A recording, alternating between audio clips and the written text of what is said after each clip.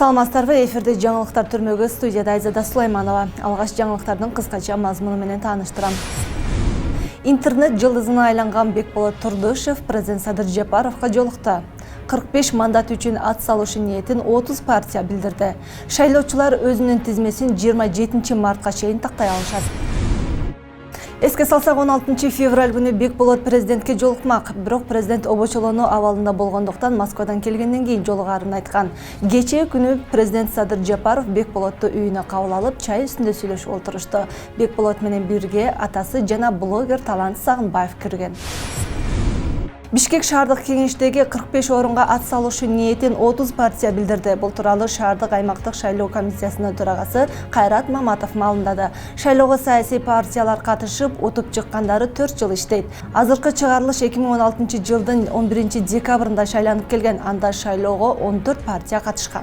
Президент Садыр Жапаров 8 февралда кол койгон жарлыкка ылайык Кыргызстанда жергиликтүү кеңештердин депутаттарын шайлоо 11 апрелде өтөт. Ал күнү өлкөдөгү 448 кеңештен, анын ичинде 28 шаардык жана 420 айылдык кеңештин депутаттары шайланат.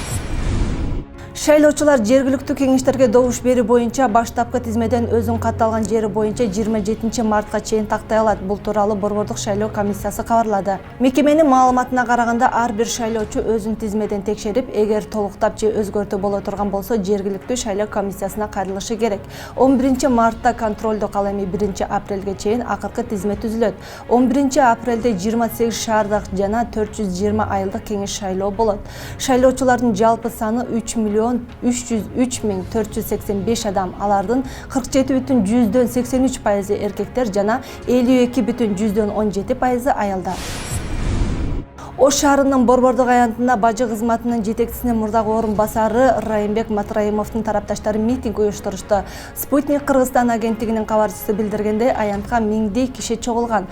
Алар колдоруна мурдагы атка минерди колдогон ар кандай жазуулары бар плакаттарды көтөрүп алышкан. Митингге чыккандардын арасында жогорку кеңештин депутаттары Табалды Тилаев, Мирлан Бакировдор бар болгон. Чогулгандар саат 14:00дөн кийин тарай башташкан. Эске салсак, бажы кызматынын жетекчисинин мурдагы орун басары Райымбек Матраимов кайра камалган. 1-май райондук соту тарабынан анын баш коргоо чарасы каралып, 2 айга чейин абакта кармоо чечими чыккан. Андан кийин абакта анын кан басымы көтөрүлүп жатканы айтылган. Буга чейин Бишкекте дагы мурдагы атка минерди колдогон митинг өткөн. Жогорку кеңештин депутаты Алмазбек Акматов 57 жашында каза болду. Кабарды парламенттин маалымат кызматы кабарлады. Анда Акматовдун узак убакыттан бери илдет менен күрөшүп келгени айтылат. Ал 2015 жылы Бир Бол партиясынын тизмеси менен депутат болуп шайланган. Алмазбек Акматов 1964 жылы 18 октябрда Нарын облусунун Актала районундагы Дөрбөлжүн айылында төрөлгөн. Депутаттыкка чейин СССРдин коргоо министрлигинде, аскердик саясий кызматтарда, президенттин иш башкармалыгында, эсеп палатасында иштеген.